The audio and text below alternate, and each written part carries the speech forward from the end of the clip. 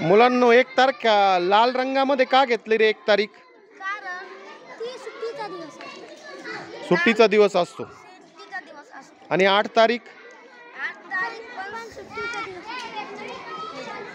जेवढे जेवढे लाल आहेत ते सगळे सुट्टीचे दिवस आहे. का बरं सुट्टी त्या दिवशी? कारण त्या दिवशी रविवार आहे. हा, रविवारी सुट्टी असते. 9 तारखेला कोणता वार आहे? 9 तारखेला सोमवार आहे. 10/11 तर मी बी आली त्याच्यात.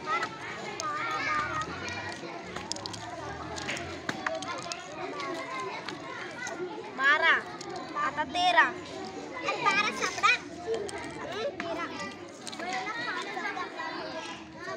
16 आहे ना. 13 नाही सापडले अजून. 16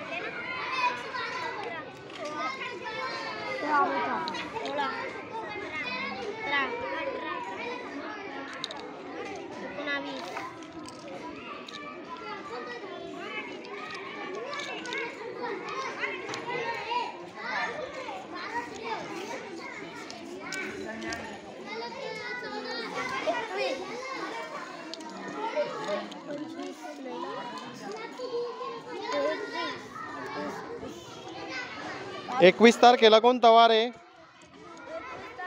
शनिवार आहे. 22 तारखेला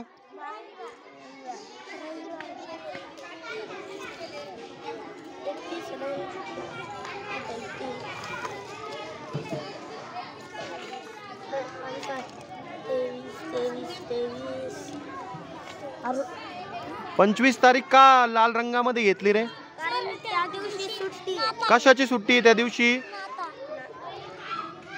आता पूर्ण महिना तयार झाला का? मला सांगा बरं, रविवारी किती तारीख आहे? किती रविवार आहेत डिसेंबर महिन्यामध्ये? 1 2 3 4 5 5 रविवार आहेत ना? तारखा सांगा. 31 नाही, प्रत्येक तारीख सांगायचे. रविवारी किती तारीख आहेत?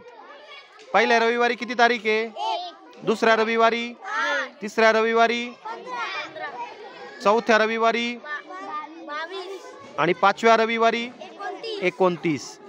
शेवटची तारीख किती या महिन्याची? 31. कोणता वार आहे 31 तारखेला? मंगळवार. मग 1 तारखेला कोणता वार येईल रे? 31 तारखेला मंगळवार. आणि पुढच्या महिन्याचं विचारतोय मी. जानेवारी महिन्यामध्ये 1 तारखेला कोणता वार येईल? बुधवार. डिसेंबर महिना आहे म्हणजे वर्ष संपून जाईल का नाही?